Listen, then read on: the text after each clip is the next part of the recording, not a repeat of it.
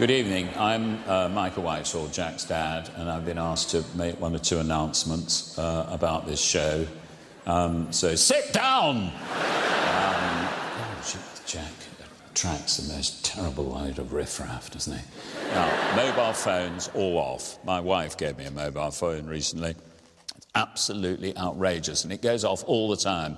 We go to the theatre, it goes off. I don't know how to switch it off. She doesn't know how to switch it off. So shut them down now. And no flash photography, please. No flash photography.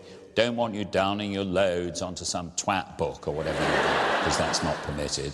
I'm also been told to warn you that there will be a lot of bad language in this show, which is very depressing, because I always say to Jack, the more bad language he uses, the more it makes him sound like a complete wanker. There are also, as you would expect, adult themes, sex, all that sort of stuff, which again is so classic of Jack. You know, Jack, that's his audience. Slangs, basically.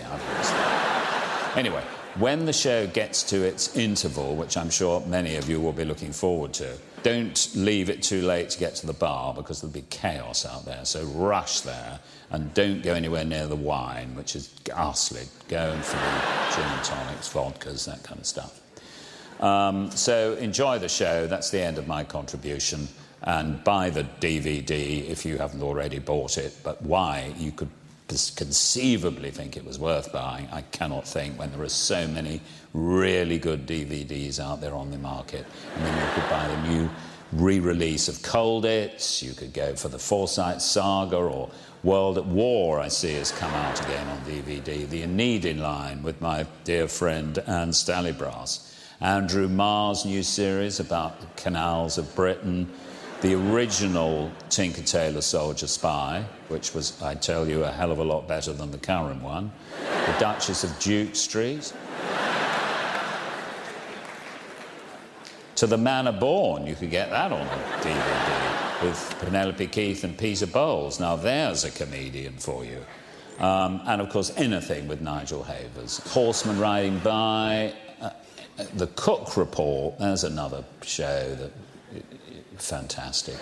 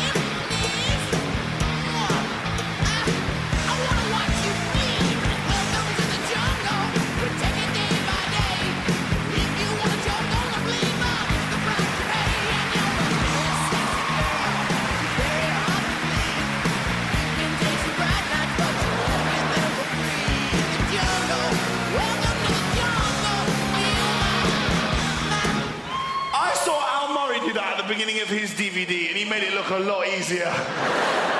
Ladies and gentlemen, good evening and welcome to the Hammersmith Apollo! Ladies and gentlemen, thank you so much for coming out. We're in Hammersmith, we're in London. My ends! Oh yeah! Have we got anyone in from Hammersmith? Give me a cheer. Yeah, a couple of you. I love Hammersmith. Hammersmith is a great place. Great place to go out on a night out. Hammersmith Palais, one of my favourite nightclubs back in the day. That's where the after party is tonight. The only club in the country that makes Tiger look classy. Anyone been to Hammersmith Palais? Oh, of course he has. Look at him. He looks like a regular. You look like you could spike a drink just by looking at it, mate. I love it. Great drinks offers there as well. You buy 2 Jaeger bombs, you get the morning after pill for free. Class. So let's find out about this beautiful audience that we have in tonight. All the ladies, can you make some noise? Woo! Oh, lovely. Guys, give me a... Oh, yeah, great. We've got some guys in some proper men. Look at this fella in the front row. had to sit right down the front just to accommodate the sheer size of your bollocks. Bought 2 tickets for tonight, one for me and one for the twins. What's your name, fella? Are you there? Darren, yeah, proper fucking man's name. I bet your dad named you that whilst he was pushing a plough through a field with his dick. Nice. And you got a man's trade, Darren. What do you do? Do you lift shit? What do you do, Darren? Work in a factory lifting. You work in a factory lifting shit? Oh, yes!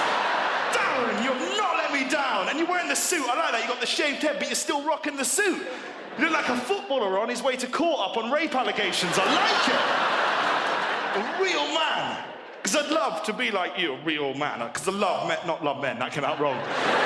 No, I'd love to be like you, a real man, like Darren. I'm a man here, lumberjack shirt, 3 buttons undone, the chest is bursting out.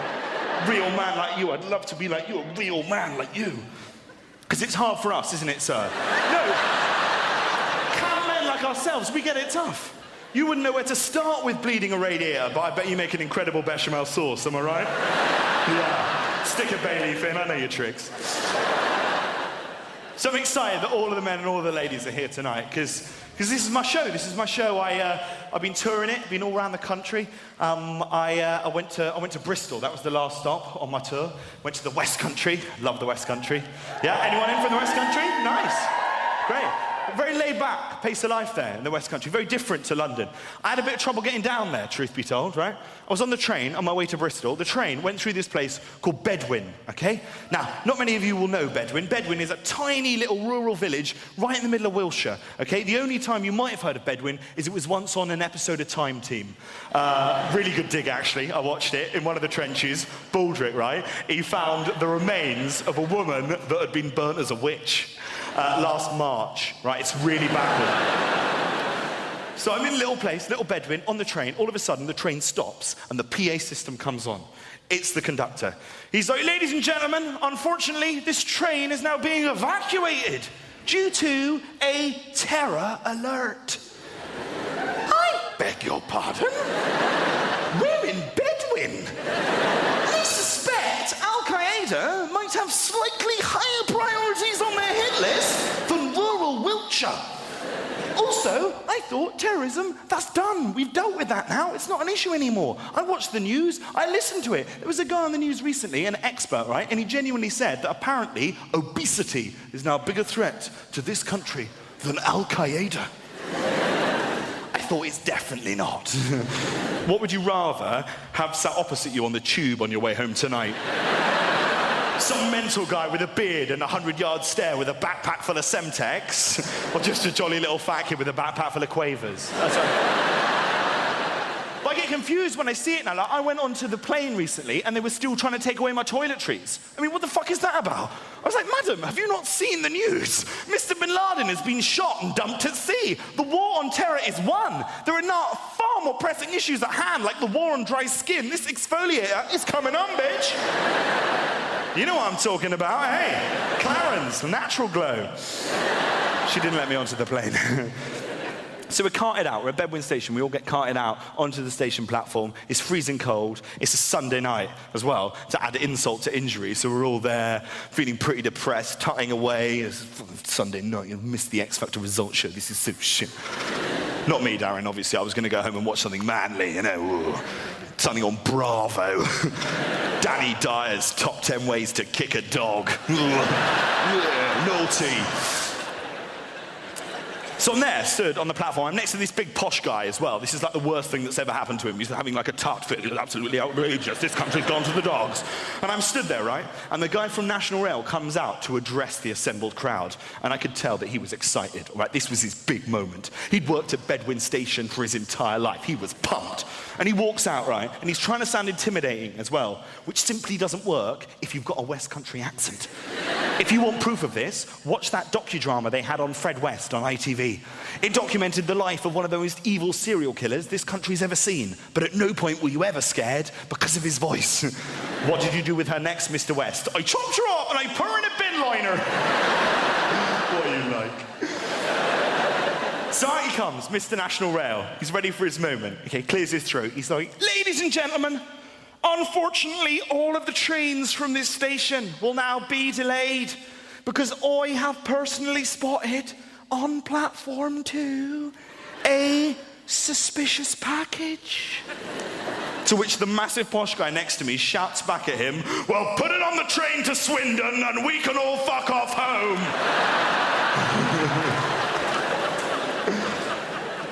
I got there in the end. I got to Bristol in the end. Bristol's a very cool place. I went to a farmer's market in Bristol, but like a proper farmer's market. Not like the farmer's markets you get in London. There's a farmer's market in Highgate I went to recently. Not a real farmer's market. There's a woman called Araminta who has a cheese stall.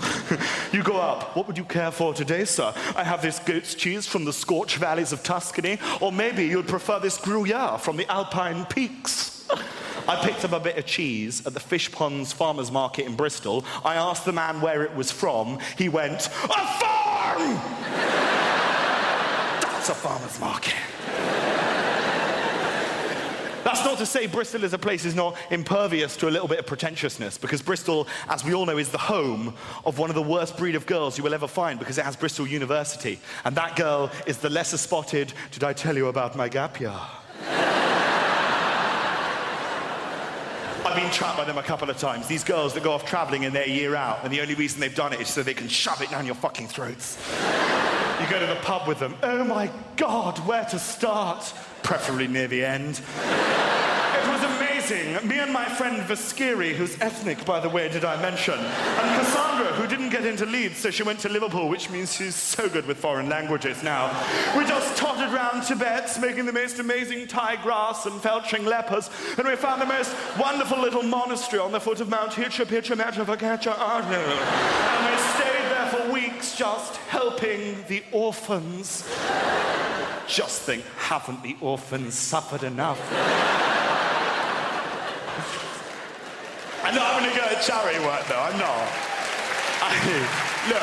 I actually did some charity work when I left my school. Like, I don't want to, show off, but it was pretty amazing what I did, Just a couple of weeks volunteer work in a special needs school for children, just playing games with them, football, tennis. And it does actually make you feel really good inside. Because you always win. Shit. So that was the West Country. I went to the West Country. Where else did I went to Scotland. I went to Glasgow. Have we got any Glaswegians in?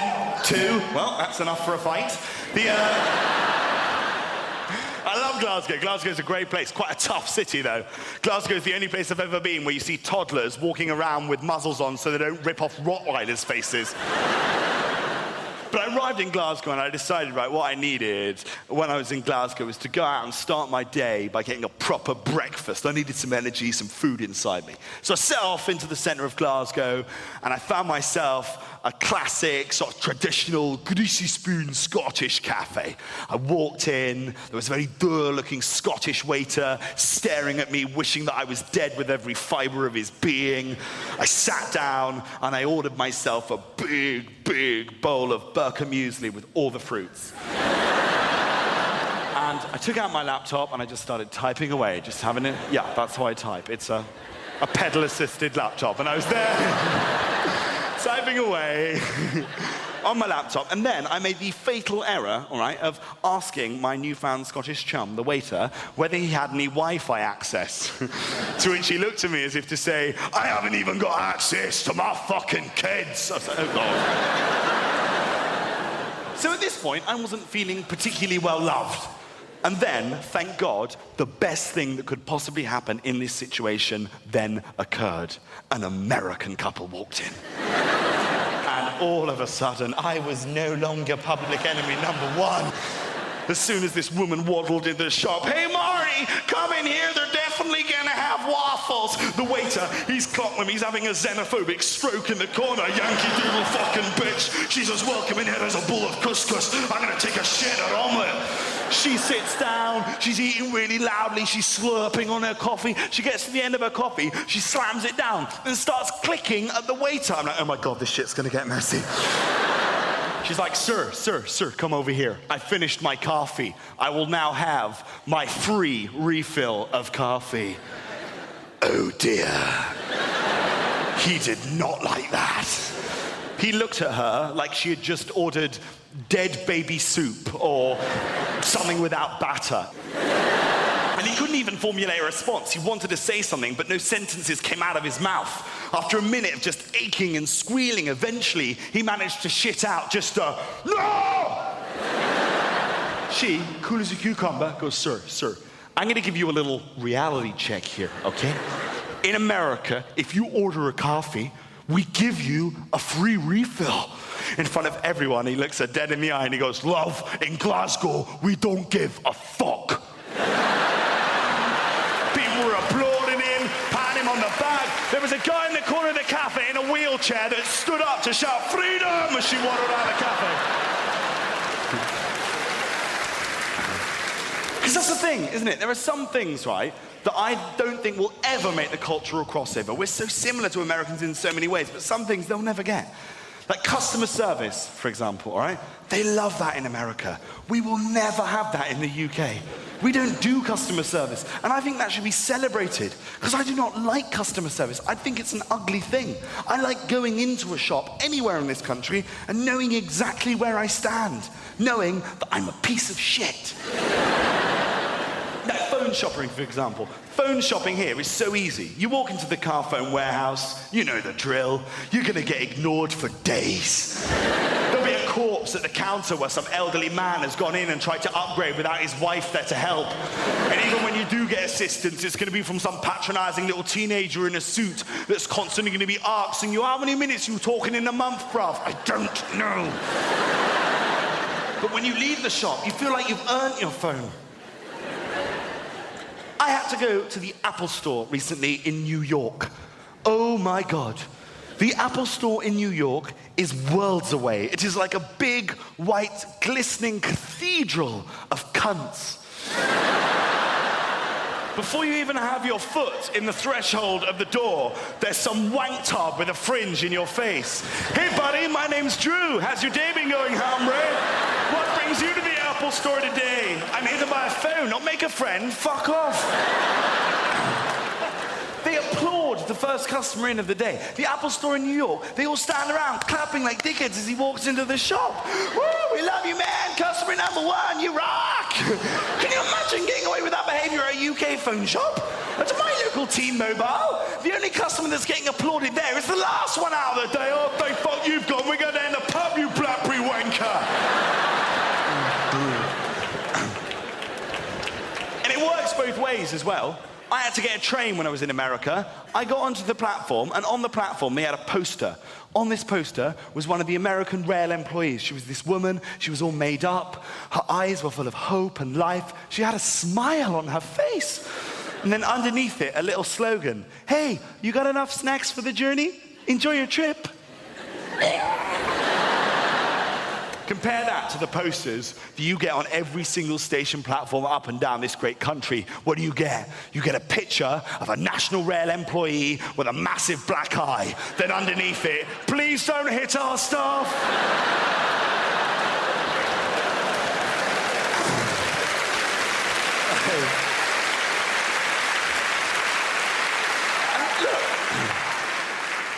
I'm depressed as well that I even have to go to the Apple store, because I never wanted that from my life. I was perfectly content before. I was a non-iPhone user and I was happy. But like all non-iPhone users, eventually I gave in. I listened to them. I gave in to the iPhone Nazis, all right?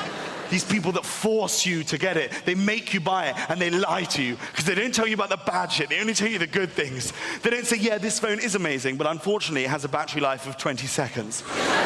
It's a bit like you found the best new buddy in the world, the coolest guy you've ever met, but this guy also has ME because it's asleep all the time. It's a smartphone, it's a smartphone. You need to get a smartphone. Fuck a smartphone. Do you know what I wish I still had? A dumb phone. That's what I like. A phone where I knew where I stood. You know the phone I wish I still had? The Nokia 3310. Oh yeah, that was a phone. Fuck the iPhone with all of its apps and its maps and its GPS shit. The 3310 gave a man all he needed. Stopwatch, calculator, and snake. Fuck anything else. There was no pretension with it. The most pretentious the 3310 got is when it upgraded itself to the 3330. The only thing they added to that model was a currency converter on a phone that didn't even work abroad. And And no pretension as well. No pretension with like predictive text messaging. Predictive text messaging on the 3310 was bliss. You tried to type a word into it that was more than like 5 letters long, it would give up. It was like it was saying, yeah, you want to use poncy, fancy prick language like that? You're on your own, knobhead. Not with the iPhone. Where does the iPhone get this vocabulary? Constantly jumping to conclusions. Nobody fucking talks like that. It doesn't matter what you put into the bloody thing. You're like, A-N. Did you mean androgynous? No! I meant and! I realise this is probably looking now like I'm falling down on the side of the consumer, because that's not the case. All right, that is not the case at all. Because I'm going to share with you tonight, Hammersmith Apollo, I've actually done a little bit of time right on the front line. I did 4 weeks, one summer holidays, working in Clinton cards. The horror. Have we got any other survivors in? Any other vets? Who else has worked in a shop? Show of hands. Yeah, okay. Front row, where did you work? Burton Yondies. Burton Yondies? Yeah, Burton. No, Burton Shoe Shop, sorry. Burton Shoe Shop? Yeah.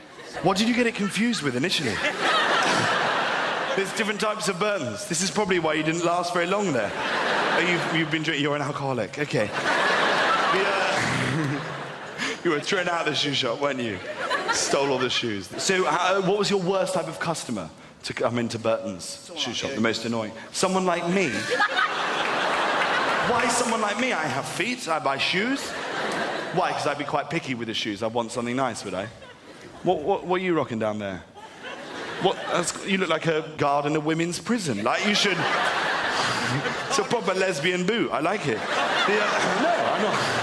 I used to find the worst coming into Clinton Cards, right, worst type of customer was the elderly. I used to hate the elderly coming in because they'd always come in right at the end of the day. They'd pick their moments. I remember we had this old woman once. She came in Friday afternoon, 5:55. Oh. Hello, I need to buy a birthday card for my grandson. If you're not out of the shop in 5 minutes, love, the only card he's going to be requiring is a condolence card. Make it quick. How did you leave Burton's? Did you walk out, or were you sacked, or...? I got sacked, mate. You got sacked? Yeah. What for? What did you do? I didn't sell enough... You didn't sell enough shoes? No, products. Products? Yeah, with the shoes. With the shoes? Yeah. There's additional stuff besides the shoes that you have to sell? Leather cleaner. Who the fuck buys leather cleaner? They sacked you for that. These bastards, where are they? Next time there's a riot, we're going to fuck them up. Sacking you for shit like that. That is so unfair. Do you know what they got me on? Clinton Cards. Do you know what they got me on? It's so unfair, because there was no stipulation when I signed up to the contract that I couldn't do what I did. Come about 5:30, I couldn't be arsed. I wanted to go down the pub. So I used to stand in the doorway, just ushering people out the shop. And if anyone did try and get by me, I'd just be like, moonpig.com, try it. I mentioned the riots there. Like, the riots, for me, like, those are the people I felt sorry for, the people that were having to clean up the shop the following day. Because I was actually trapped in the middle of the riots, right? When it was all kicking off last year, I was in Manchester, yeah? When the shit hit the fan. It was amazing. I saw some incredible sights. I saw, genuinely, a group of youths in Manchester trying to loot a Lidl. Now, I'm not an expert looter. I don't do much looting myself. But I would imagine that one of the major advantages of looting, i.e. smashing in the window of a shop and stealing their shit, is that there aren't any budgetary restrictions. Go a little bit more upmarket. I just wanted to see one of these scallies taking a little bit of initiative, you know, coming around the corner on his BMX with like a handful of quail's eggs and Prosecco. Yeah, this ain't just looting, this is M&S looting.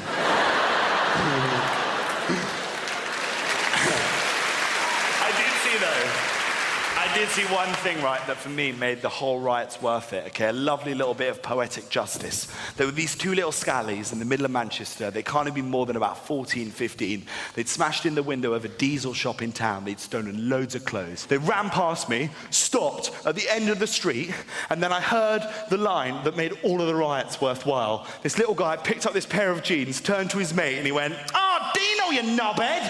These are all women's!" But I bought a pair anyway, so... That just showed how angry we were as a nation, didn't it, the right? And, you know, that's why I think we're so unpopular. Because we are, let's face it, we're not very popular here in the UK. Like, look at Europe. Europe hate us. And I always think that's so unfair. Because we've done so much shit for Europe. We've helped bail out Greece and Ireland, helped put stop to racially motivated genocide in the Balkans, liberated half of Europe from Nazi occupation. But do they show us any thanks? Come Eurovision time. Oh, no. And I get so fed up with that. I love Eurovision, I do. I think it's brilliant. But every year, we get fucked over by the rest of Europe, because they always say it's political, don't they? It's very political, the Eurovision Song Contest. Even when we send over the big guns like Blue or Engelbert Humperdinck, it's still going to be nil point, because it's political. Well, do you know what I've decided? We fight back. We get political on their asses. Next time the Eurovision Song Contest comes round, and it comes to the bit where they give out the points, this year, Moldova have decided we will only be sending 2 points to the UK because we did not agree with the wars in Afghanistan and Iraq. Oh, very well, Moldova. Only sending us over 2 points. Well, do you know what we're going to be sending you over, Dov? Those Tomahawk missiles. You saw that shit we were pulling in Libya? Well, you're next, Moldova, just as soon as we found out where the fuck you are.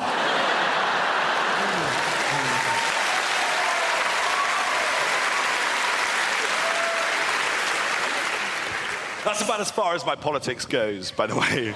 I'm not a very political person, which I think is sometimes quite good, because sometimes I can look at a problem and see a very clear and simple solution. You know, like health, for example. We're constantly told we're a very fat and obese nation. I can sort it out like that, because it's the government's fault. They're not doing enough. With some shit that's unhealthy for us, they do their bit. Like smoking, for example. Smokers, you go in, you buy your packet of cigarettes now. Every single packet of cigarettes has got a picture on it of like a lung caked in shit. You're like, ooh, I don't want to smoke these because I don't want my lungs to get caked in shit as well. Thanks very much, government, for looking out for me there. Well, yeah, that's fine if you're doing that with cigarettes, great. But you got to start doing that shit across the board. You got to start doing that with everything that's unhealthy for us. They need to start doing that with food. If you walk into a Tesco's and want to buy yourself a massive chocolate cake, that thing should come with a picture on it of a fat lady crying as she comes out of Topshop empty-handed. Problem solved. Because I am trying to take more of an interest in politics, because basically I'm trying to become a little bit more of a grown-up. This is a big thing in my life, okay, Hammersmith, because I've had some quite big changes that have been going on. Now, one of these I'm really proud to share with you this evening is that basically I am no longer living at home with my mother. I am now in rented accommodation. Oh yeah, I know. Doing shit that I never thought that I would do. I'm surprising myself all the time. Like the other day, get this right, I invited a friend over for a cup of tea, because that's what I do now, yeah? I don't go out to nightclubs and take Class A's and finger people by bins. That's over, all right? I have friends round to mine, we drink herbal tea, and we watch Eggheads. So fuck you, CJ. So I invited my friend round, hand her this herbal tea. She goes to put it down on the coffee table. Before that mug has made contact with the coffee table, boom, I had a coaster underneath it. I'm not the coaster guy. All of a sudden, I'm the coaster guy. And that's just the tip of the iceberg. This one is even more incredible. I was sat on my own, okay, in my flat, and I saw a light bulb flicker and go out, and my instant response was this. Ah, fuck. I'm gonna have to change that. And then I did. I got a chair out, I changed a light bulb. Compare that to me in my student flat 3 years ago. If I was sat in a room and a light bulb flickered and went out, my instant response was this. Ah, fuck, we're only gonna be able to use this room in the day now.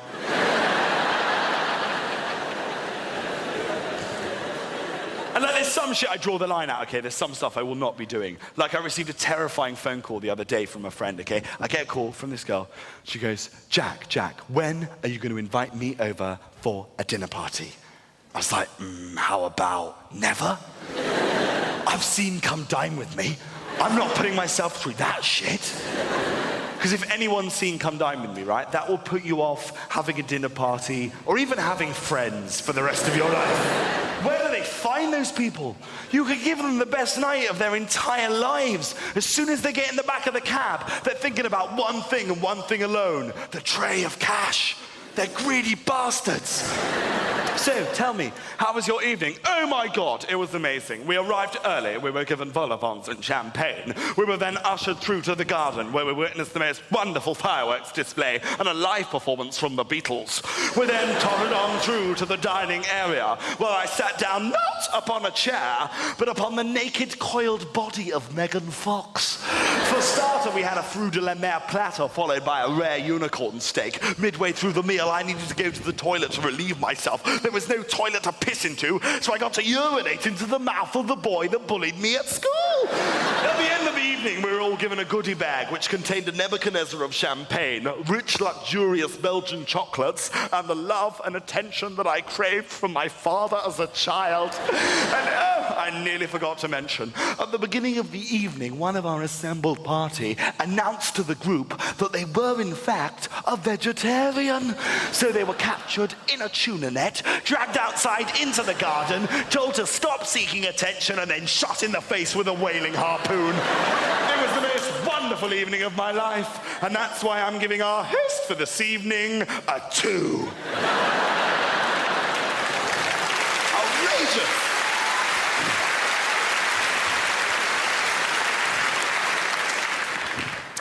So my grown-up living was going very well. It was going very well, my grown-up living in my flat with my coasters and everything. But then it took a little bit of a nosedive because I realized there was one thing I no longer had, which I really relied on, and that was my mother, okay? Because I will be the first to admit, Hammersmith, I'm a massive mummy's boy, okay? My mum is incredible. She does everything for me. I wouldn't be here today if it wasn't for my mum.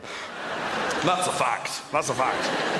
No, but when I first started doing, stand-up and stuff, I was too young to drive, for example. So my mum used to drive me to all of my gigs. She'd drive me there, I'd do the show, and then she'd wait outside in the car, and then she'd take me back afterwards. So, I know, rock and roll. It meant it was quite hard to pick up ladies after shows. Yeah, you want to come back to my crib, babe? Yeah, my ride's outside. It's the Volvo estate. You'll have to sit in the back, because me and mother like to ride up front, listen to Radio 4. Not many people came back with me.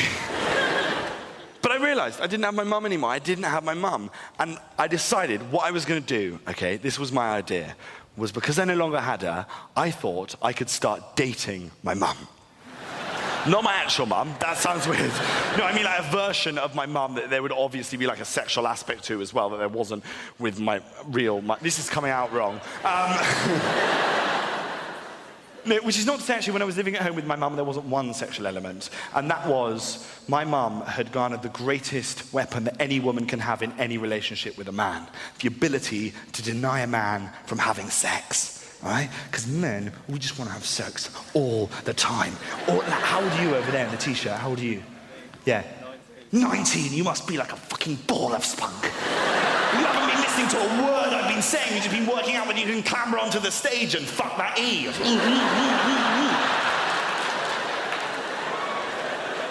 But we do. We want sex all the time. We're animalistic. And if a woman can turn around and be like, no, come for you. You have control.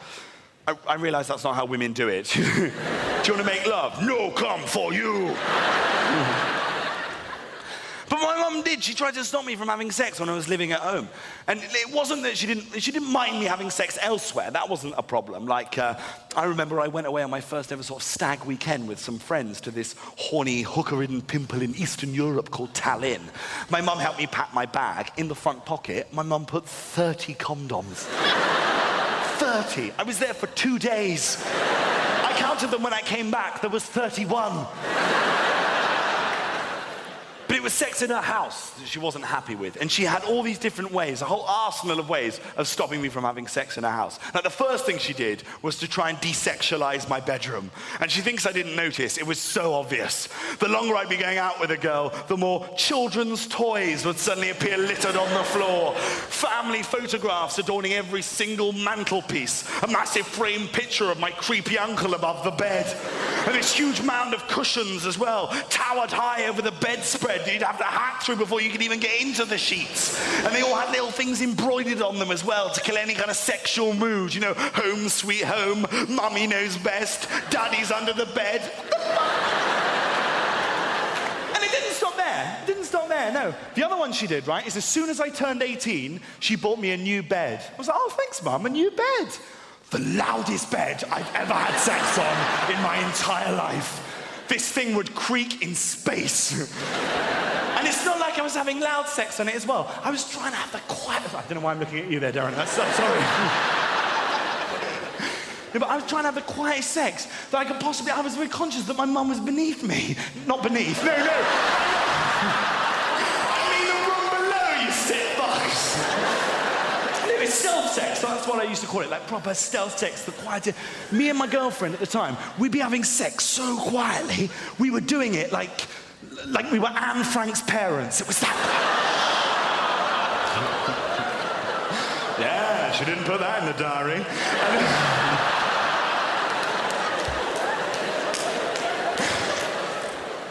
I can't do anything fun as well.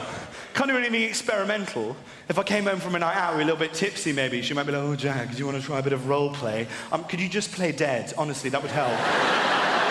Sex for me at home, right, in my mum's house, became a little bit like arriving late at the theatre and trying to find your seat. Just a lot of shuffling, a bit of shushing, a pause, and then from somewhere in the darkness, just a whispered, I'm sorry.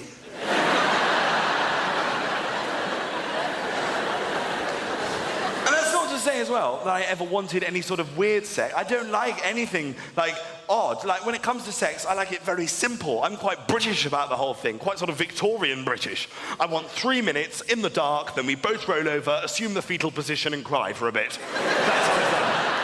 And none of that talking. I hate the talking. I can't stand any of the talking during sex. I hate that shit. They say during sex a woman should lie back and think of England. I couldn't agree more, but I think maybe let's make it more specific. Lie back and think of London. Don't make any eye contact with me and don't you dare start a conversation.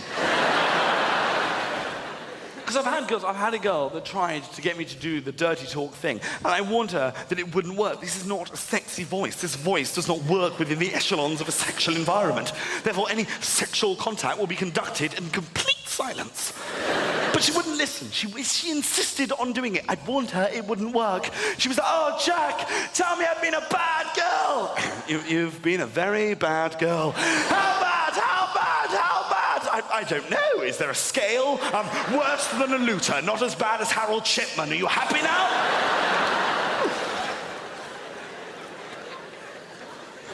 That's not even the worst one. This has haunted me for a long time. I was going out with this girl when I was at university, and she had this thing where, basically, in sixth form, she had gone out with her PE teacher at school. So she asked me to do a role play reversal in the bedroom where she was the PE teacher and I was the pupil. I was like, I'm not comfortable with this whatsoever. I really didn't want to do it, but I didn't know how to get out of it. Eventually, I turned up with a note from my mum. I was like, oh.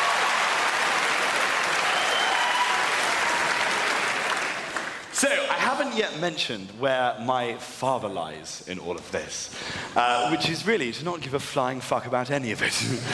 Because my dad, right, he's from an older generation of fathers. He's quite old-fashioned, racist. Because he's an older dad, you know. Like, we got dads in tonight. Show of hands, where are the dads in the room? Put your hands up, dads. Couple of hands. That one took ages to go up, sir. You're not sure whether the child's yours? We got a lot in common. I like Chinese food. She was Chinese. I just put her in the car. No, keep your hands up, dads. Keep your hands up, dads. Keep your hands in the air. Now, I want you to keep your hands up if you think of yourselves as being cool dads. Cool dads. Keep your hands up. One over there. We got no more cool dad over there. This one's staying up. You think you're a cool dad, are you? So what's your name? You got a cool dad's name like Lance or Troy. What's your name, cool dad? What's your name? Graham.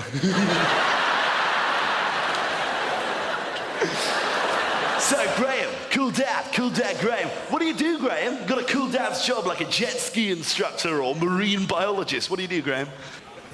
Surveyor. Oh, shit.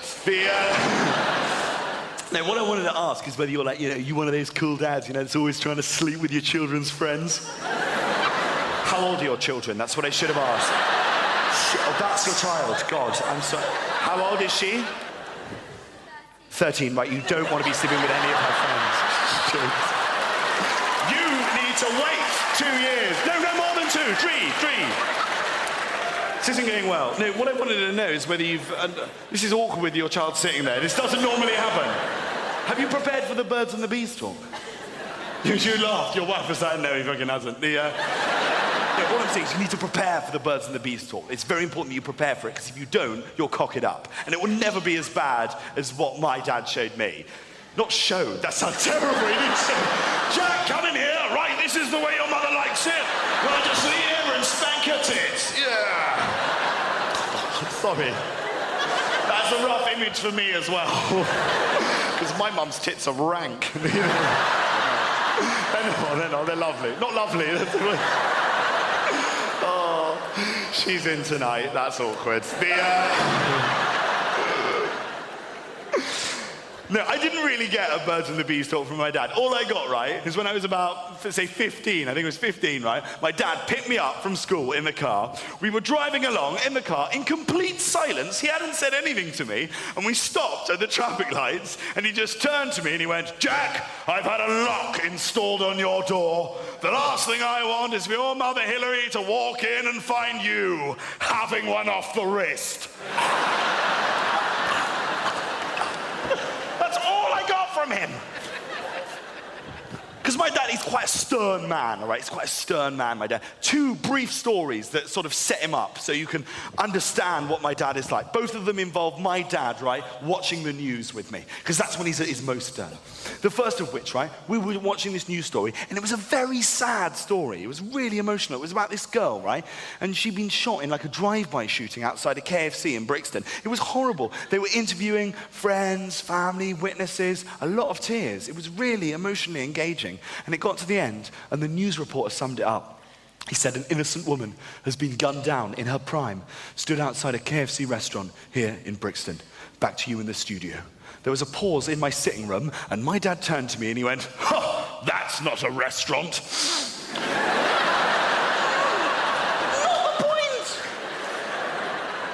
The other one, which in my mind is even worse, right, okay?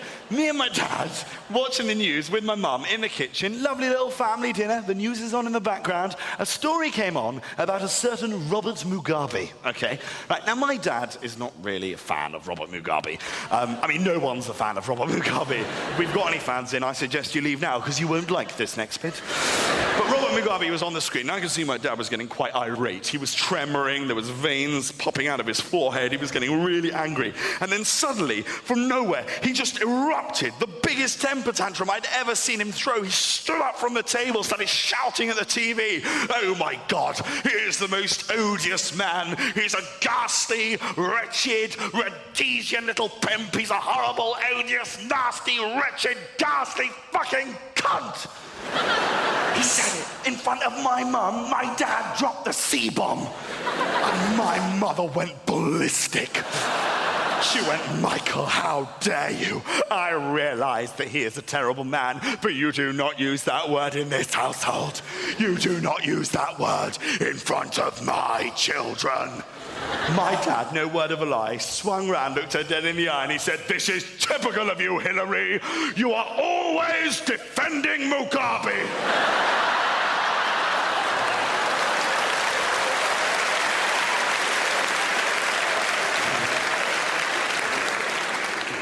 So that's the kind of man he is.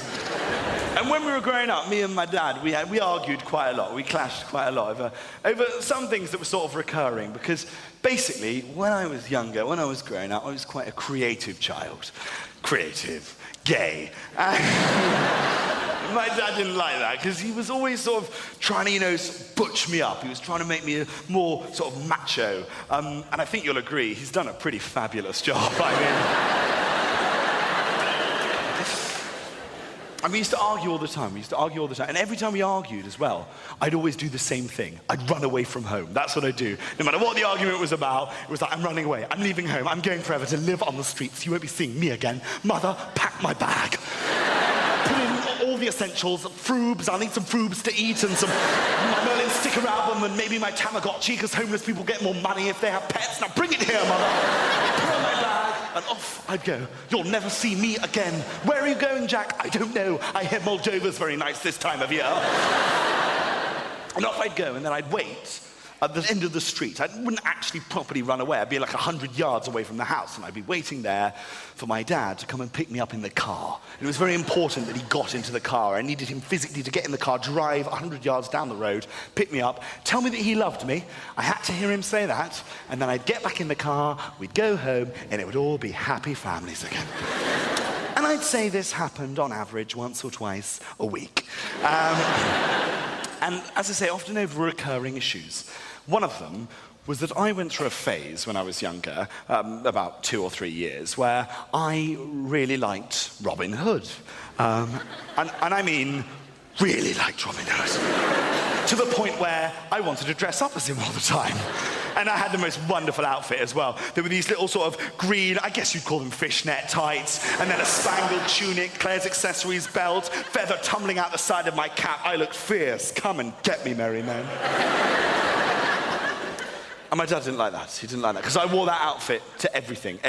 Family functions, holidays, the supermarket, his brother's funeral. He really didn't like that. So that was sort of constantly bubbling over throughout my childhood. And there was one Christmas, though. There was one Christmas where he really let loose, okay? And that was because I had requested a couple of very specific Christmas presents, which he didn't agree with. Now, the first of these, my mum had actually given in and bought me a couple of weeks before Christmas. And that was a pair of rollerblades. I really wanted rollerblades. My mum got me rollerblades. I was so excited. And then my father confiscated them. He said, "No son of mine will be gliding around like a woofter." So I didn't have my rollerblades. So come Christmas morning, right, I was ready to blow at anything, okay? I was pretty pissed off. Which leads me on to the second present that I'd requested that year for Christmas. And that was a Pocahontas doll. Now, a couple of judgy laughs there, which is fine. But I didn't actually want it in a gay way. All right? I wanted a Pocahontas doll because I had an Action Man figurine, and I thought it would be nice, as Action Man is a soldier, and he goes off and fights in all these wars, that when he comes back, there's a woman there to look after him. Help the heroes, all right? But my dad wouldn't get me the Pocahontas doll. I went down Christmas morning, opened all of my presents, expecting to see Pocahontas there. She was not there. And I went apoplectic. I was like, this is the final straw. If you don't give me my pocket money right this instant so I can go out and buy my Pocahontas doll, you will never be seeing me again. I will walk out of that door, and that will be this time for good. My father was like, over my dead body. I was like, fine, Mother, pack my bag. It's already done. Thank you, Mother. Off I went into my mother's study. I took out my rollerblades and I glided out of their lives. I waited on the edge of the street for my father to come and get me. And I remember at the time thinking, what a heartless, cold bastard. What a bastard. But in hindsight now, I look back on it and I feel sorry for my father. Because let me tell you, you get some very bizarre looks when age 13, on a cold Christmas morning, you're stood on the corner of a pavement in a women's dress, green fishnet tights and rollerblades, looking a little bit like a hooker out of Starlight Express. And then essentially getting curb crawled by your own father, who drives up in a Mercedes, puts down the window, hands you £20 and shouts, "I love you, now get in the fucking car!"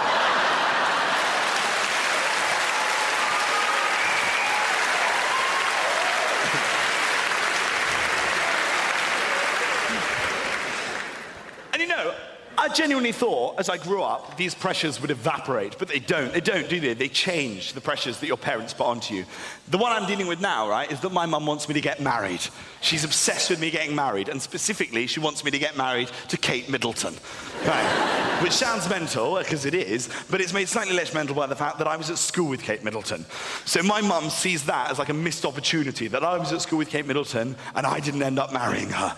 Like I stood a chance. I mean, Kate Middleton is 5 years older than me. When we were at school, she was in sixth form. I was in a head brace. I mean, I wasn't particularly cool when I was at school.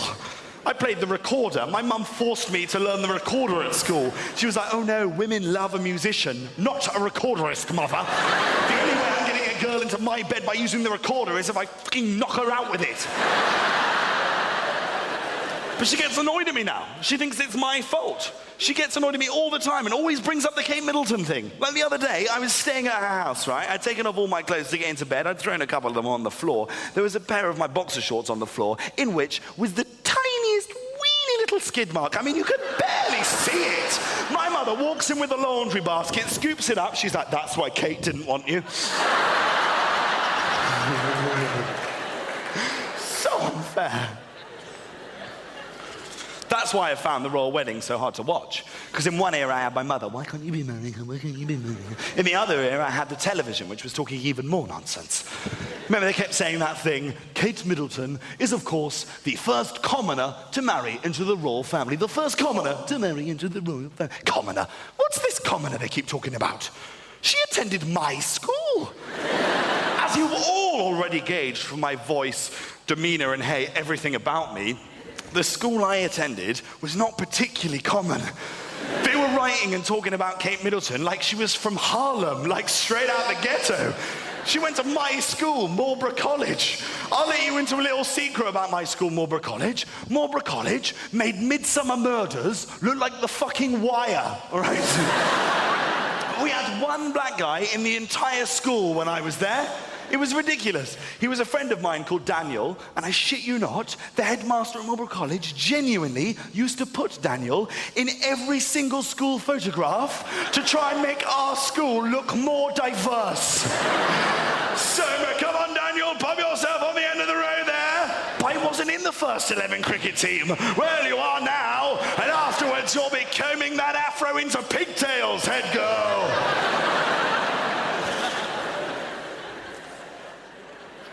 Mentioned Midsummer Murders there, my favourite story of last year.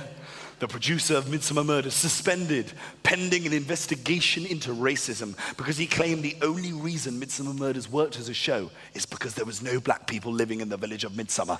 And there was outcry from the press, quite rightly so. But they all said the same thing. The only way they can make this situation any better is if they take a black person and put them in the village of Midsummer. It definitely is not. Let's face it. If you were the first black person to live in the village of Midsummer, that's quite a tough gig. Every time there's a murder getting hauled in for questioning. Do you know why you're here? Is it because I'm black? Yeah!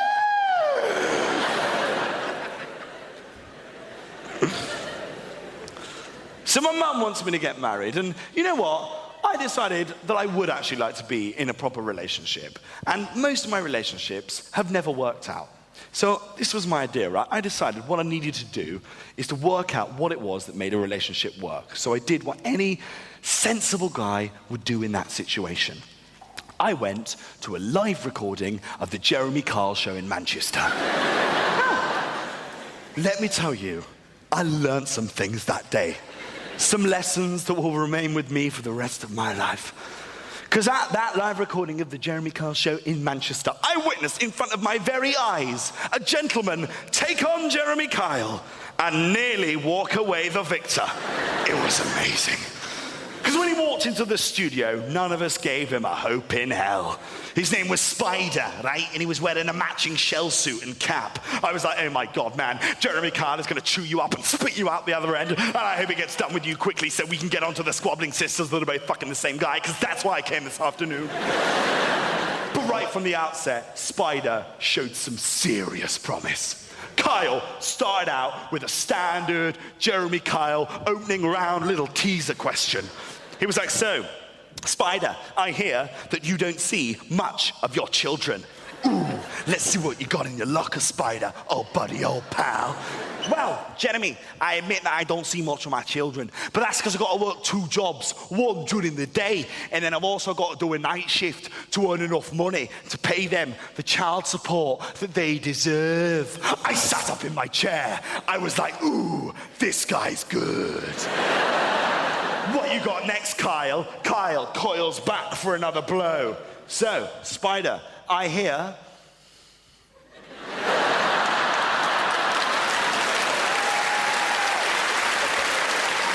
like a viper. I hear that you are a bit of a drinker. Ooh, it's a low blow. The sobriety test early on. This normally separates the wheat from the chaff. What you got this time, Spider?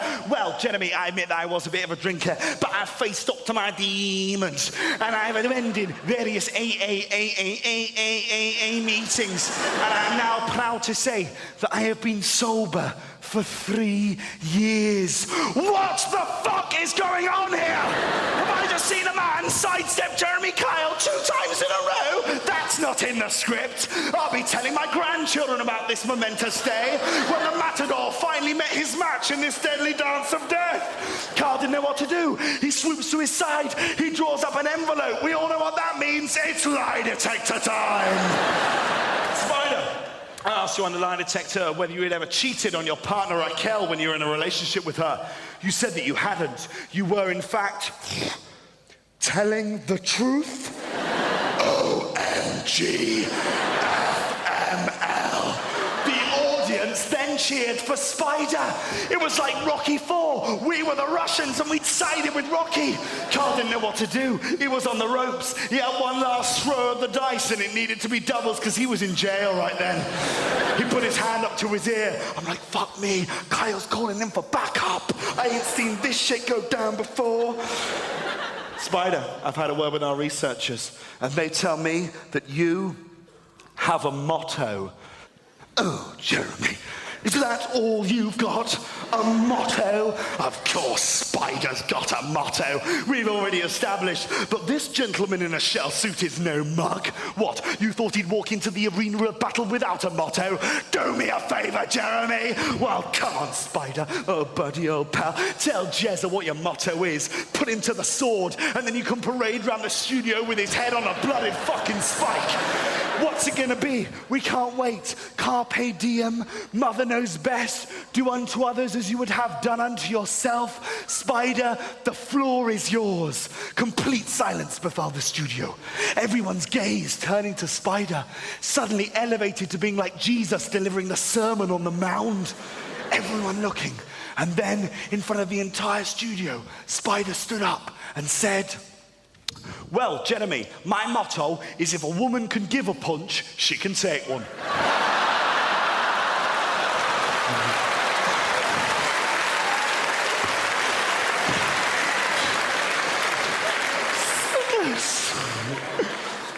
I learned an important lesson that day.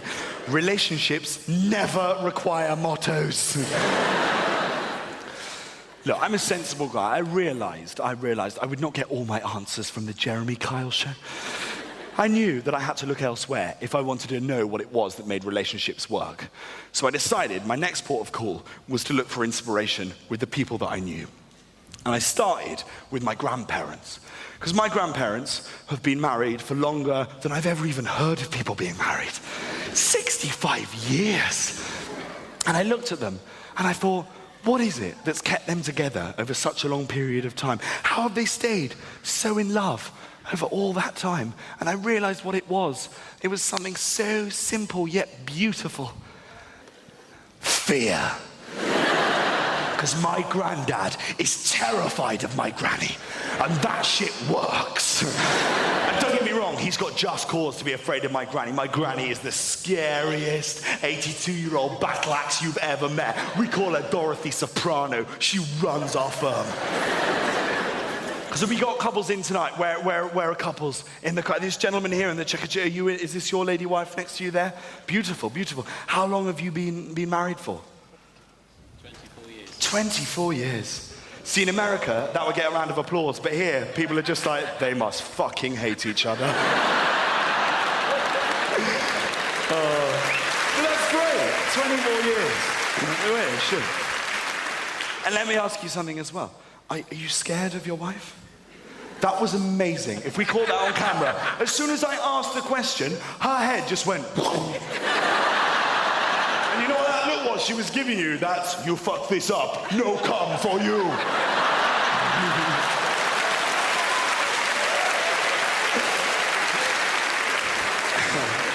Embrace the fear. Fear is good. Fear is a good thing to have in a relationship, I think. Like, the longest relationship I've ever had was based on fear, because I was terrified of the girl I was going out with. She was from the northeast of England. Have we got any Geordies in? Yeah? Geordie? You're going to hate this bit. No, because it's not the accent. Like, I love the Geordie accent. I think the Geordie accent is a beautiful accent.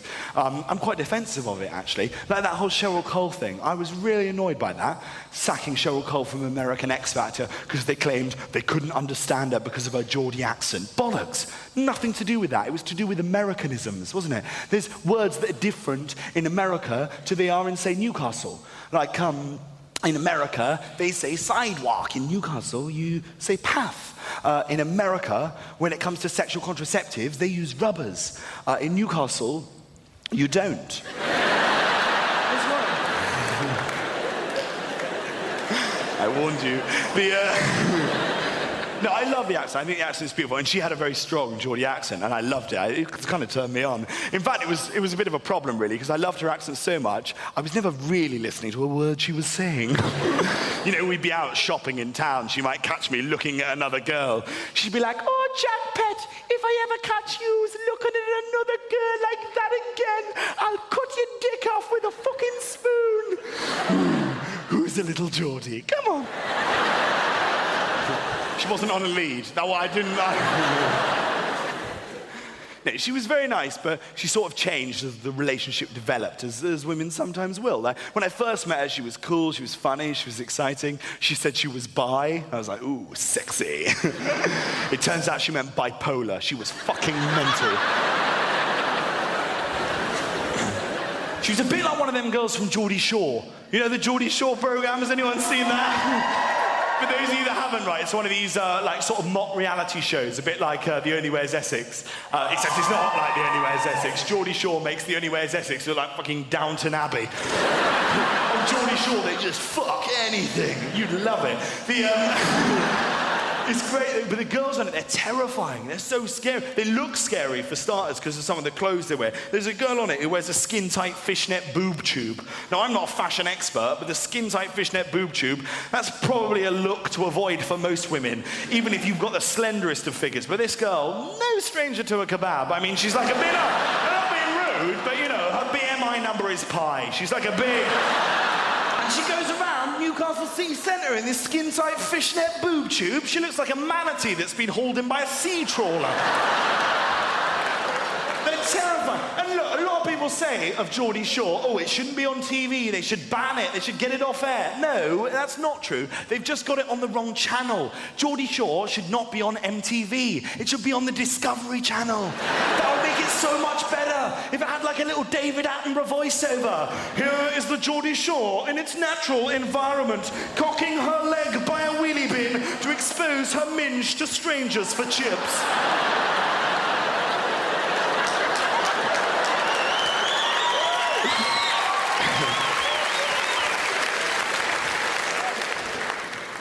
So we were going out, me and this wonderful Geordie girl, and there were problems. There were a lot of problems right from the outset. One of the big ones, right, was that her friends hated me. And as a guy, if a girl's friends hate you, you're fucked. There's nothing you can do. Because girls, you look after each other. You care for one another. It's gracious. You're like a pride. You will nurture and look after the weakest of the pack. Guys, we don't give a shit. We will kick the weakest out to rot in the sun. And the savannah, if you will, of all of this, if you want to observe it happening in all of its glory, I always think, is the airports, right? When you see groups of girls and groups of guys going on holidays together. The lads on tour and the girls on tour. You see it in the airports. That's where it starts, right? In the queues for like Ayia Napa, Magaluf, Marbella, Ibiza. Girls on tour. And it starts with the tour t-shirts and the tour hoodies that they all have made up for these holidays, right? And you see the girls first, they come in with their little wheelie bags. And they take out their nice, neatly armed pink hoodies that they've all had organised months in advance. And they've got little nicknames on the back in glitter. Except with girls, it's not nicknames, is it? It's character building. You will find any positive about your friends and you will celebrate it. It's glorious to see. You'll see the group of girls, and then at the back of the group, there'll be this 500-ton hunk of ham with like a cleft palate and a gammy leg, chins growing out of areas you didn't even know a chin could grow out of. She winches herself around to see whether there's still a queue outside Burger King, and on her back in glitter, it just reads, Angel Eyes. You can't deny her eyes are gorgeous. They follow you around the room. Yeah, because one of them's lazy. Next to them in the queue, you got the guys, and the guys are all just fighting over a bin liner full of t-shirts, all desperate to get the one that says Shagger. And they start dishing them out amongst their mates. Except with guys, it's not nicknames either. It's character assassination. With no wit or reason to it whatsoever. It's just like dick splash, AIDS wipe, shithead. Some poor guy in a wheelchair getting forced into one that says Top Gear. It's cruel. He's not even part of their group. And again on the holidays, no different when you're actually at the destination. A group of girls that go to the beach to sunbathe, if one of their friends falls asleep in the sun, they'll wake them up. A guy wouldn't dream of pulling that shit. You see the girls, it's like, Angel Eyes, wake up, you've fallen asleep in the sun. I can't wake her up, girls. Oh my God, I think someone might have spiked her sangria. Very unlikely. Come on, girls, come on. Bring me some suntan lotion. No, we're gonna need more than that. Bring a fucking bucket of it. Let's put it on you. We're looking out for you, Angel Eyes. We're looking out for you because we're BFF friends forever. Further down the beach, you got the guys. Hey, what's Jay doing? Shh. He's fallen asleep in the midday sun. Oh, wow. Shall we put some suntan lotion on him? Yeah. I'll draw the bollocks, you do the shaft. It's very funny, isn't it, Hammersmith? Laugh it all up. That will take months to get on.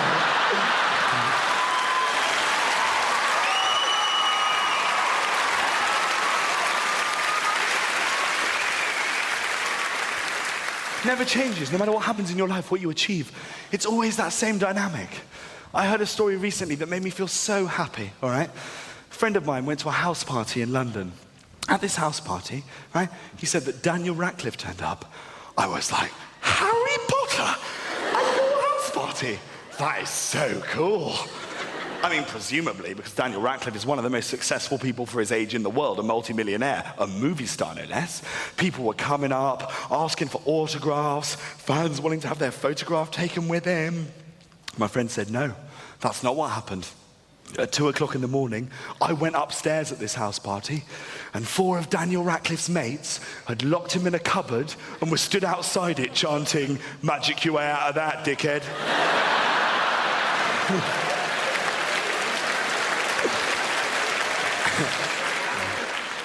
He's still there.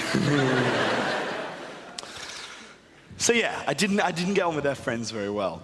And so this was her idea, right? What she decided she was going to do is to try and get me to bond with her friends. And the way she did this was to arrange these little excursions where we'd meet up, me and her friends from home, we'd go out, and by the end of the evening, we'd all be best friends. They were a nightmare. But there's one that I'm going to remember forever, right?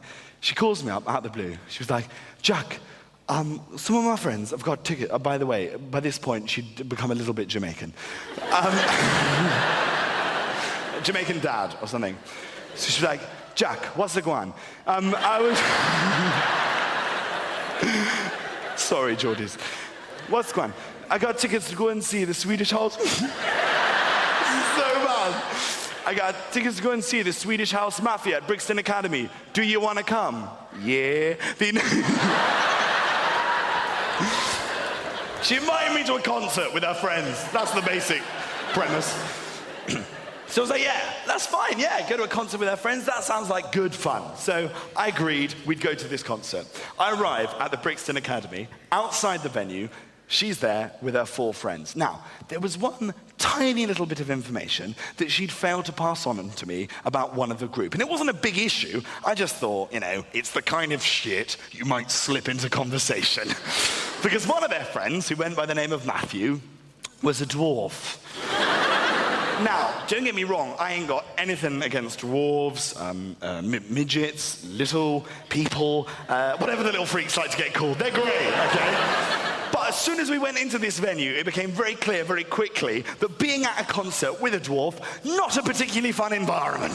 You've all been to concerts before, you know what it's like. There's loads of people there, thousands in fact. It's very hard to keep track of your friends. It's even harder to keep track of them when they only come up to your fucking knee, all right? And Matt, yeah, fair enough. He bought the tickets, he wanted to enjoy himself, he was having a couple of drinks, a couple more, and because he was only a little fella, a little drink went a very long way. He was absolutely rat-assed, right? And he was running around this concert like a pissed-up toddler. I kept losing track of him, I couldn't find him, and every time I lost him, my girlfriend got annoyed at me. She's like, why do you keep losing him? You keep losing him because you don't like him, and you don't like him because you don't like me. I was like, what do you want me to do? There's thousands of people here, he only comes up this high. How am I meant to keep track of him? Honestly, tell me, what do you want me to do? Hold his hand? Is that what you want? So I stood at the bar, holding his hand. And I needed to go to the toilet. I needed the loo. Matt needed the loo, so go to the toilet. So we went off to the toilet. We went in to the toilet. And I just start weeing in the urinal. Why are you laughing? This is not the funny bit. You're actually giving me a little bit of a complex if you're giggling at that. Yeah. They call it the truth, because the truth hurts. No one's ever called it that. Little white lie. But yeah. So I'm there, weeing at the urinal. And I became very conscious that Matt was just sort of stood behind me. And halfway through my pee, he just goes, Jack, I need a hand. I looked round, I suddenly realized he was just stood in the middle of the toilet. Behind him were the cubicles, which were all occupied. There was a large queue for them as well, leading out of the toilet. I then realized what he meant by can I have a hand is that the only way he could possibly go to the toilet was if I were to help him utilize one of the urinals. Well, we were meant to be bonding. We were meant to be getting on that evening. There was nothing I could do. I had to help him. So I went over. He unbuckled his little dwarf trousers and I hoisted him up so that he could start peeing into the urinal. And as soon as I'd committed to this act of kindness, I thought, how the fuck have I got myself in this situation? And all I'm thinking as well is I don't want to look. I don't want to look. That's a lie. All I wanted to do was have a look. Not in a weird way. I just wanted to see whether everything was in proportion, you know?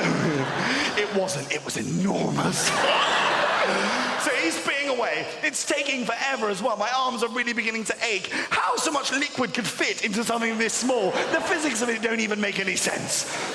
Anyway, he gets to the end of his pee and he goes, Jack, I've finished. Now, what he meant by Jack, I've finished, is put me down, I'll zip up my trousers, we can leave the toilet and pretend that this shit never happened. But because I'd never found myself in this predicament before, I wouldn't say I was in my comfort zone.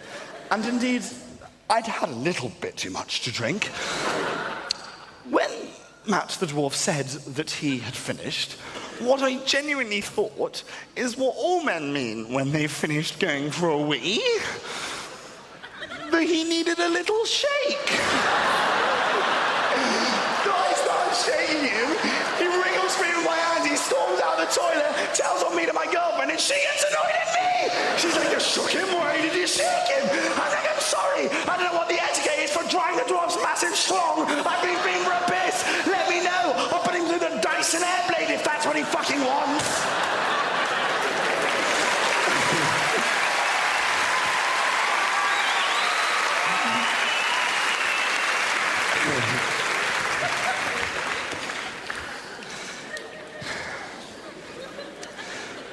So that relationship ended pretty abruptly. No, we split up when I left university, and it was for the best. It definitely was, because we weren't compatible. And after that, I didn't really have many other relationships, which brings me up to sort of 8 months ago. And I met this girl who was absolutely incredible. And I fell head over heels in love with her. She was amazing, like no other girl I'd ever met. And she was a bit older than me. She was mature, reminded me of my mum, perfect. And we started going out. And it was brilliant. It was like, finally, I've got a grown-up relationship. We're gonna have coasters all over the house. We'll put our posters up in frames. We'll get a bag for life. But I ruined it. I cocked it all up because I realized, even though I was very happy to be in a grown-up relationship, the problem was, I'm not a grown-up. And that makes it very hard. And it all came to a crux, right? On a Friday night, about 6 months in, it was Friday night, I'd gone onto my Facebook and I'd been invited online to a fancy dress party. Sweet. Out I go, renting myself a big chicken costume. Correct, I will be winning best dressed this evening. Got myself 2 large bottles of Jägermeister and I was ready to hit the fucking town. Came downstairs and my girlfriend was stood in front of the door staring at me. Jack, why are you dressed like that? Well, because I'm going to a fancy dress party.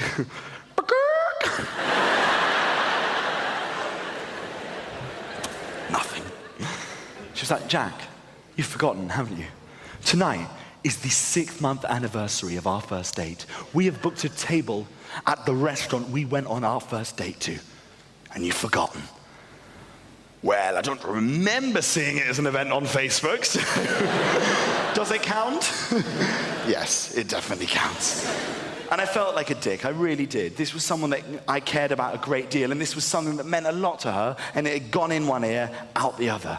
And I felt so stupid, because I look at my inspiration for relationships. I've already mentioned my granddad, all right? My granddad is in the severe clutches of Alzheimer's. Most of the time, he doesn't even know why he's in the room. But the one memory that he clings onto for dear life, the one anchor of his sanity, is the memory of when he first met my grandmother. And he tells it to me all the time. It's heart-wrenching. I'll be sat with him. He'll be like, Jack, have I ever told you about the time that I met your grandmother? Yeah, like 5 minutes ago and then 10 before that. Far away, Grandad, we got all day. I was in Dublin, having left the Royal Navy, and I was walking through town late at night, and I saw this group of ladies stood by the Halfpenny Bridge, and in and amongst them was your grandmother, and she looked divine. So I decided I would go up and ask her for directions. Of course, I knew where I was going. And as I talked to them, I realized that if I didn't pluck up the courage to ask her to go for a drink, I'd regret it for the rest of my life. So I did, and she agreed. And we went for a drink, we talked for hours. I'd never believed at love at first sight, but when I met your grandmother, I knew. And 6 months later, they were married, because he said that she was the most beautiful woman that he'd ever seen. And she was pregnant. Randy old beast. But I look at him and I think everything else, his whole mind is fucked. But the one thing he holds on to, the one anchor of his sanity, is the memory of when he first met my grandmother. And I can't even remember the restaurant I went to with my girlfriend 6 months ago. And that's partly a guy thing. Us guys are so bad at forgetting every anniversary. And girls are the opposite. You love all the little anniversaries. The anniversary of when you first kissed, when you first met, when you first went on a date. Guys don't remember all those lovely little ones. We'd remember the bad ones. If we were going out to dinner to commemorate the anniversary of the time she broke my PlayStation 3 by spilling red wine on it. Ooh, Shirazgate's in the fucking diary. But this whole night as well basically summed up why our relationship was never going to work. Because of the date, the nature of it, the restaurant that we were going to, the restaurant that we'd been on our first date in, was not my kind of restaurant. It was one of these really fancy places. And I don't like a fancy restaurant. I don't like pretentious restaurants, especially on dates, because they make you look like idiots. I went on one recently with a girl. The wine guy comes up, right, the sommelier, and he has the wine list, and it's on an iPad, thrusts it in front of my face, in front of this woman. He's like, does sir have any questions? Has this got Angry Birds? No.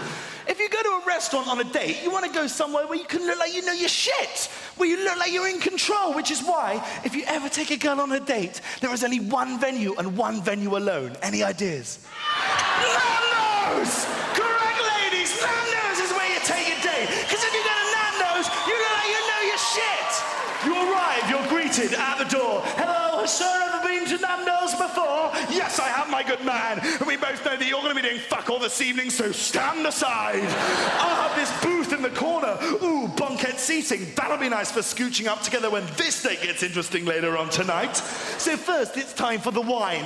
What would Madame like? A dry Sancerre or a crisp Sauvignon Blanc? It doesn't matter, babe. It's Nando's. They both taste exactly the same. Which leads us on to the food. Do you like chicken? Good, because it's all fucking chicken. I already know what I'm getting. Double chicken breast and pizza, lemon and herb spice. But at the last minute, I'm asking the guy at the counter to switcheroo around the little flags they put on the top of it so it says that mine is extra hot. So when I'm tucking into it, she thinks that I'm hard as nails. Would sir like cheese and pineapple with that? Why would anyone want cheese and pineapple with chicken? It makes no logical sense. Her food has arrived. She's ordered it with 2 sides, one of macho peas, one of witty repartee. Right now, she is eating out of the palm of my hand. Mainly because I've forgotten to get the fucking cutlery from the tooling up desk once again. But it doesn't matter. It's now make or break time. She's about to ask the question that every girl will ask you if you take them on a date to Nando's. She looks longingly and lovingly into my eyes and says, Jack, tell me, what's piri-piri? A very good question. And I will let you into a little secret. It is a question that nobody actually knows the answer to. So you can make up whatever the fuck you like. She is still going to be impressed. Piri-piri, my dear, is a blend of aromatic spices bonded together by the tears of Portuguese widows that have lost their husbands at sea. Il hombre est il morte. And she's mine. Nando's, correct.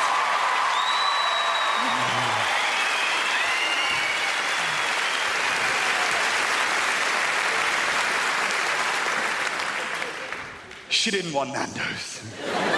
She didn't want me. I went out, fancy dress party, got completely rat-assed, right? Came back to her flat about 3 o'clock in the morning, smashing on the door. She let me in at about 4. We went upstairs, and she broke up with me then and there. And the reason that she gave for splitting up with me, get ready for this, right? She said that apparently I was too immature. Which is such a gay thing to say. Immature. Because there is nothing in the world you can say in response to a girl when they've just split out with you for being too immature. When you are stood in their flat at 4 o'clock in the morning, pissed off your tits, crying, and I mean uncontrollably crying. I mean getting kicked in the bollocks with a football to the power of Mufasa dying in Lion King tears.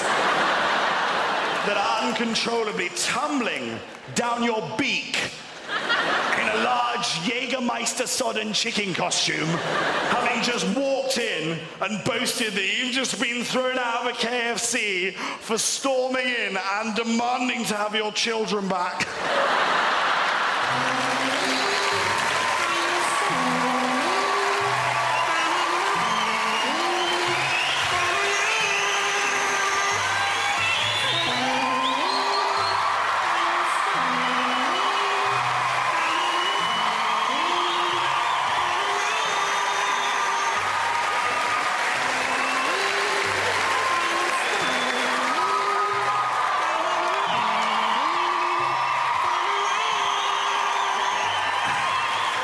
So, who's immature now?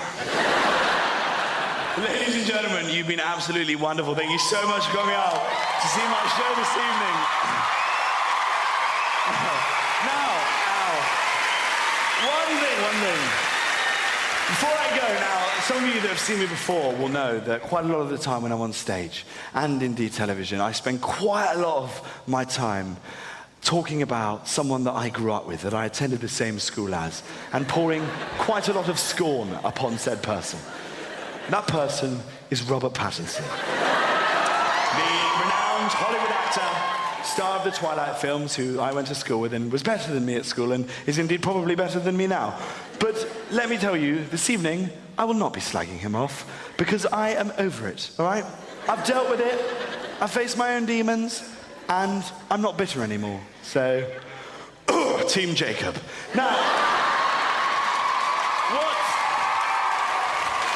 what I thought I'd do instead is give him, in many ways, the right to reply.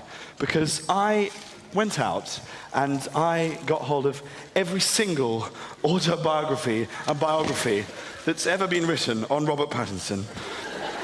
And I will end this evening by reading to you a couple of extracts from one of these tomes of shit. Lock the doors.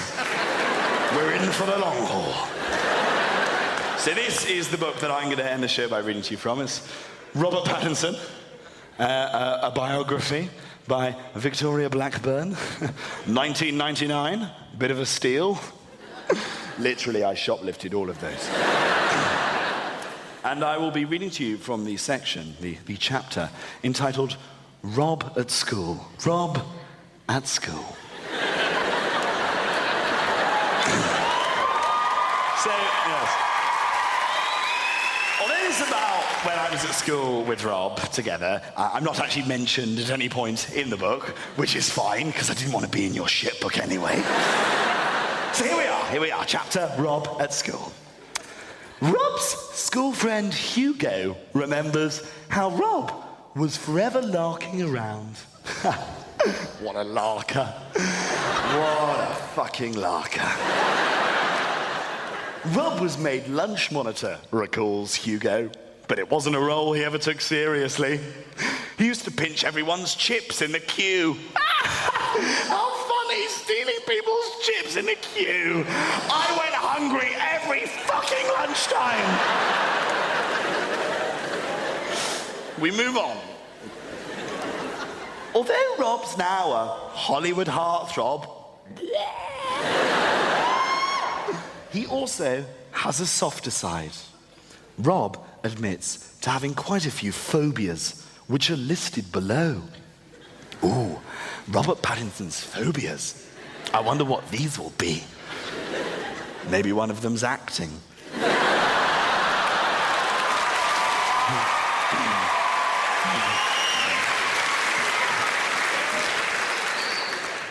I like this bit. 1, Robert Pattinson's phobias. Heights. Ooh, scary. Probably couldn't have pulled off a stunt like that. 2, darkness. 3, flying. So far, it's not great for a vampire, is it? 4, driving. 5, getting stabbed. Right, getting stabbed is not a phobia. Yeah, I wouldn't be keen if someone just walked up to me in the middle of the street and started stabbing me for no reason, but I wouldn't list it as a specific phobia. And therefore what? Are we meant to assume that anything that's not on Robert's stupid little list of phobias is something that Robert's not afraid of? All I'm saying is anal rape is not on the list. 6, floating. Having seen your performance in Water for Elephants, your acting is so wooden you would probably float. 3, school is where Robert discovered his love of acting. One of his earliest roles was one of the leads in a school production of The Crucible, in which he wowed both pupils and teachers alike. Although many say that night he was somewhat overshadowed by the performance of the child playing Villager 6 dressed as Robin fucking Hood.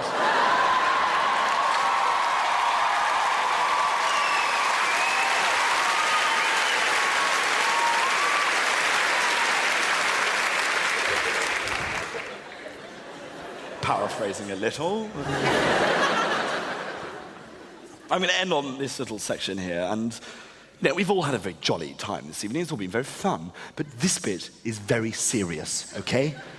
Because I'm about to read you the section of Robert Pattinson's biography which deals with the very sensitive subject of bullying. Quite I don't know why there is sniggering over there. This is the serious bit. There will be no sniggers allowed.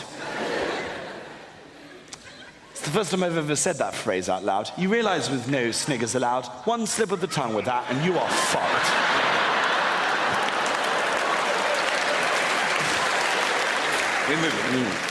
And look, I don't want anyone thinking here or at home that I'm making light of bullying, because I'm not making light of bullying. You know, I'm a big supporter of anti-bullying. You know, I actually bought one of those anti-bullying charity wristbands when they first came out. So I say bought, I stole it off a fat ginger kid. But serious, please. Bullying.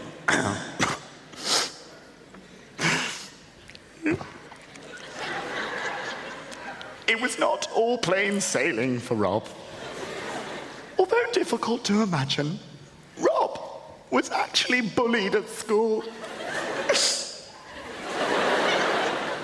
In a recent interview with the press, he recalled how once at school in year 8, some bastard, stole the shoelaces from his gym shoes.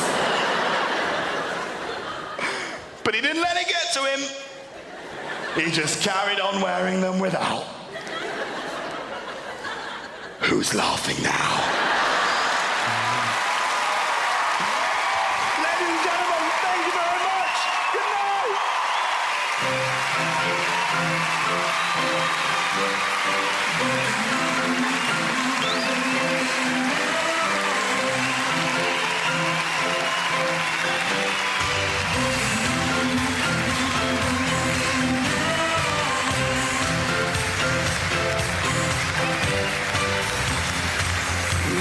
Superstar, yeah.